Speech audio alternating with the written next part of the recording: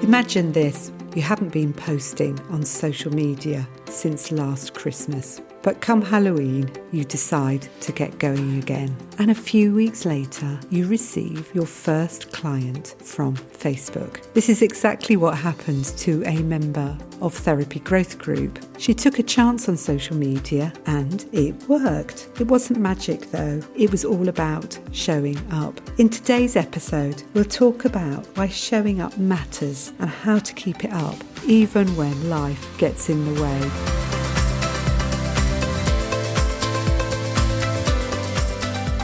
Welcome to the Good Enough Counsellors podcast. I'm Josephine Hughes and this is the December edition of the Social Media Toolkit. We're going to take a look at why consistency matters on social media and how you can be consistent even at busy times. And as ever, I'll share some post ideas to help you get ready for January in your social media and blogs. It's often really difficult to fit social media around a busy life, especially if you're seeing clients, perhaps you're holding down another job, you've got your life to live, and the last thing you feel like doing is writing social media posts at the end of a busy day. And at this time of year, it can get even more difficult because there's lots of social events and there's preparations for the holiday season. If you haven't been getting results with your social media feed at this point, it's really tempting just to walk away and leave it and perhaps think you'll start again later next year. But what if I told you that consistency is actually key to making it all work?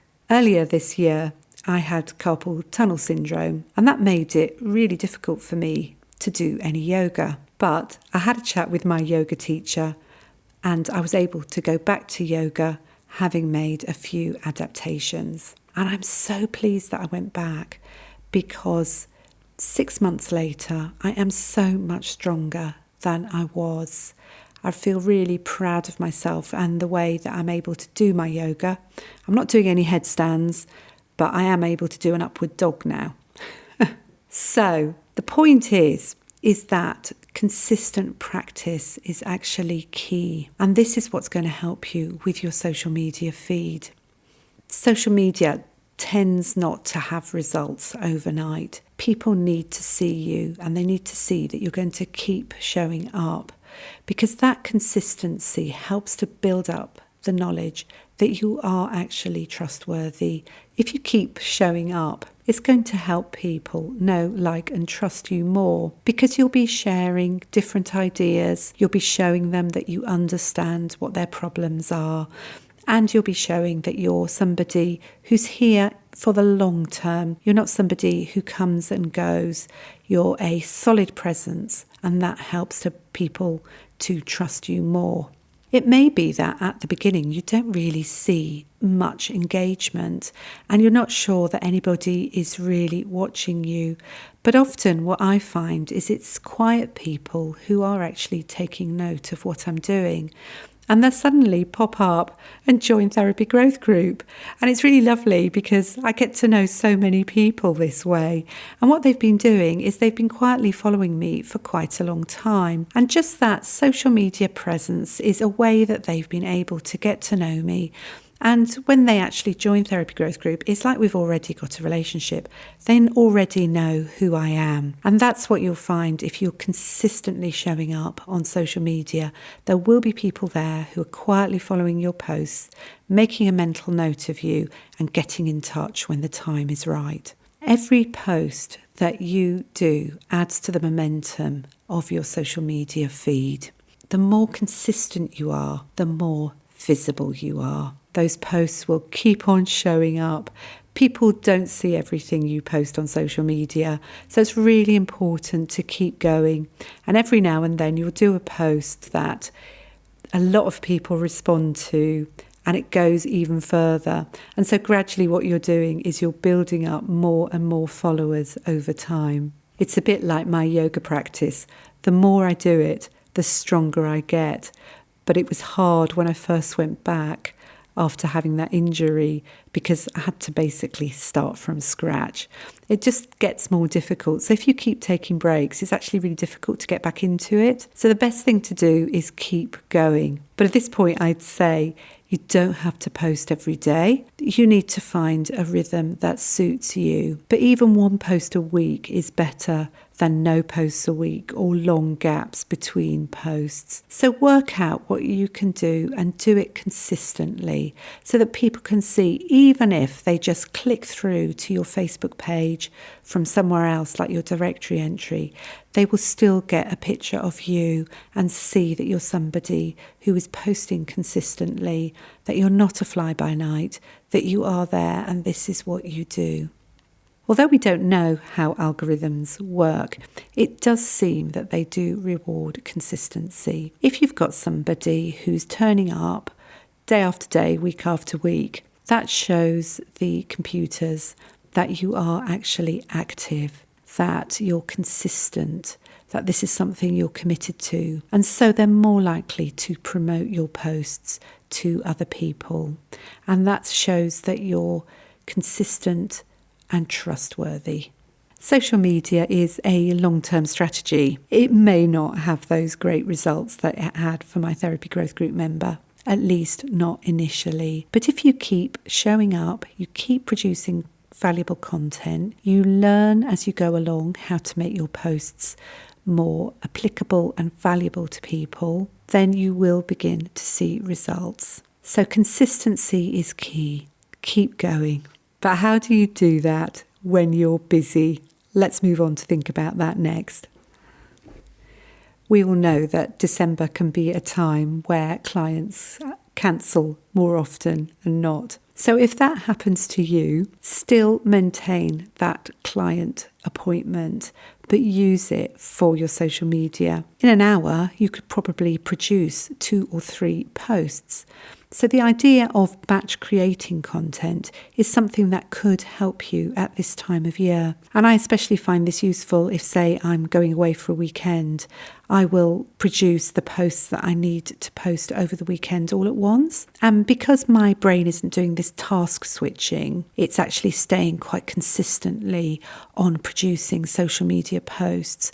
That actually helps me to work quite quickly and efficiently. So that might be something you could try if you get a cancellation, or you could set some time aside, just an hour or 2 a week, and say, this is the time where I'm actually going to batch create my content. And you can get through really quickly if that's what you're doing. It just helps your brain. And if you've got a particular theme, you could perhaps create 2 or 3 posts all around that similar theme. And the other thing that can be really useful at this point is to use your social media scheduler. So if you're somebody who's using Instagram or Facebook, you can use the Meta Business Suite. It's quite straightforward. Once you've got the hang of it, it's really easy to use because you just pop in, you say create post, you can cross post to your Instagram and your Facebook feed from one post, and you just say the times and date that you want to actually schedule this post. And you can actually get other social media schedulers depending on how many platforms you've got. You can usually get it quite cheaply or even for free if you're just posting to one particular platform. So that might be something that you'd like to investigate, and just pop a search into Google for social media schedulers, and believe me, there's quite a few of them out there and you'll be able to make a choice. Another really useful tip for when you're busy is to actually use content that you've published before. So if you published posts this time last year, get them out again. Just go back. If you haven't saved them, just go back through your feed. You can usually find them. And again, if you're using Meta Business Suite, what I do is I just go back to the same month from last year and I'll find a post that's done quite well. And I just click on it and say duplicate the post, and that will allow me to republish it later. And then the other thing you can do is, if you're producing content such as a blog, is you can repurpose the content that's in your blog. So one blog post could actually be 4 or 5 different pieces of social media. So that makes it really straightforward. And I actually now also pop whatever it is I'm doing into an AI assistant, and I'll say to it, can you split this up into 3 or 4 posts, and it will actually produce the posts for me. I'll then probably rewrite them so that they're in my particular way of speaking, but the AI can be really useful for speeding up the process. It is like a writing assistant to me, and it just means it makes the process quicker. So that's something else that I'm doing at the moment to repurpose my content. But a member of Therapy Growth Group this week said she did it the other way around. So she'd written 4 or 5 posts on the subject of self-care, and she then used those 4 or 5 posts and repurposed them into her blog and published that on her website. So it works both ways, and it's just an easy way of not having to reinvent the wheel. Now, the other thing you might like to try, and I've had some success with this, but at the moment I haven't got it turned on, is you can automate your Messenger app. And you can get chatbots as well. I've never tried a chatbot myself, but you can automate some of the process. And this means that if you're away and someone messages you, they get your automatic message back. And that might be something that could be really useful for you if you think that clients or potential clients might be contacting you either when you're on holiday or during busy times. You can just turn it on. So let's turn now to thinking about the sorts of posts that you could do coming up in January. Let's have a think about what January's like. Well, first off, beginning of the month, what do everybody do? Everybody thinks about New Year's resolutions. Some people decide they're not going to do them, and other people think, oh yes, I really do need to start going down to the gym, which is going to be very annoying for me in my yoga class because it's going to be much more difficult to book in. But we do get an influx of people into the yoga class at the beginning of the year because people think, I think I'd like to get fit. So you could talk to people about New Year's resolutions. Do they work? What are people going to be doing in the new year? You could ask people, are you going to have a resolution? What is it going to be? And create a bit of engagement on your page. If you're thinking about doing something in the new year, you could talk about it. But also, there's the whole subject of, do New Year's resolutions work? Is it the right time of year to be making new resolutions? And actually, on the 17th of January, there's a day called Ditch Your New Year's Resolution Day. Even if you've talked about New Year's resolutions at the start of the month, you may like to revisit the subject and ask people, have you ditched yours yet? And you could talk about our expectations of ourselves, the idea of perfectionism, and how it can be really difficult to form new habits. You could also talk about how to form new habits. You could recommend books that help you with habits or podcasts. Why not think about harnessing the energy that people have at the beginning of the new year and talk about resolutions, expectations, and perfectionism? And remember, do talk about how therapy can help people, how it can support people in change, or how it can support you if the resolutions that you're making show that you're not really happy with yourself, and how therapy can help you love yourself more. Because January is also self-love month, so you could take that as a theme as well.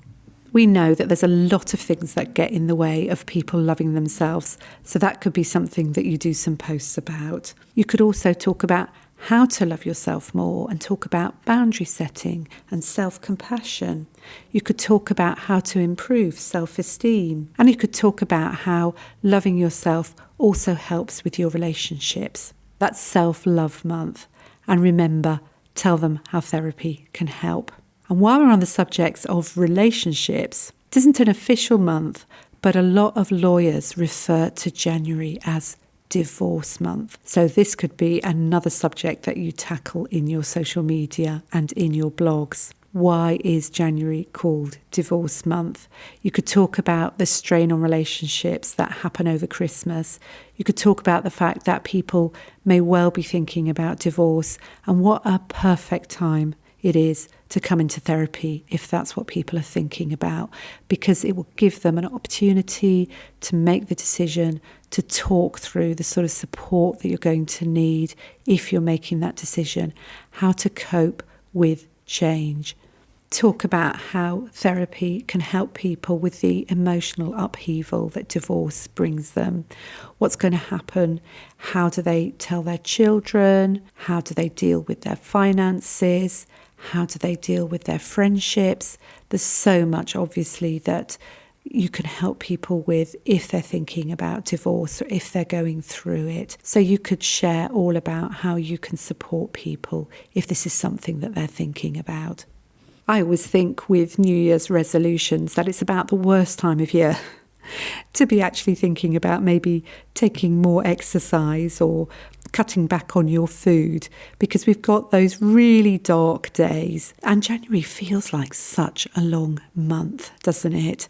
And I have a friend who says that January is for her the worst month of the year, and she always feels down during January. So I think this is something else that you could talk about as well, about mental health during the dark weeks of January. You may like to talk about seasonal affective disorder and how it affects people, how people can feel more depressed at this time of year. And you can talk about things that can actually help it, such as light therapy. And while we're on the subject, it is actually Walk Your Dog Month as well.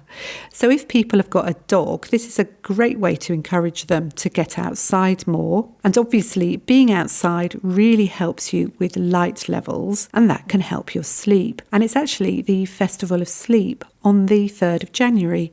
So that's something you could talk about in terms of people's mental health. We've also got Blue Monday, and you probably know with Blue Monday that this was created by travel agents as a way to sell holidays in January to cheer people up. So it's said that the third Monday of the month of January is the day where people feel the most depressed. It isn't true, it's just made up. But Blue Monday is now in people's awareness, and it's something that you could talk about. You could use it to talk about depression and sadness at this time of year, but also how it's been used to sell things and it's not necessarily true. But it's a talking point, and it's something that you could put in your diary to remind you to post about those dark winter days and how to cope with them. Also coming up at the end of the month is Parents' Mental Health Day, and that's on the 27th of January. So if you're somebody who works with parents, this could be a theme for you, and you could do several posts all around parents' mental health and how you can help. If you work with parents who have special needs kids, for example, you could talk about the stresses and strains that puts on parents. If you're somebody who works with mothers who perhaps might be experiencing postpartum depression, it could be a day that you put in your diary and use to talk about that.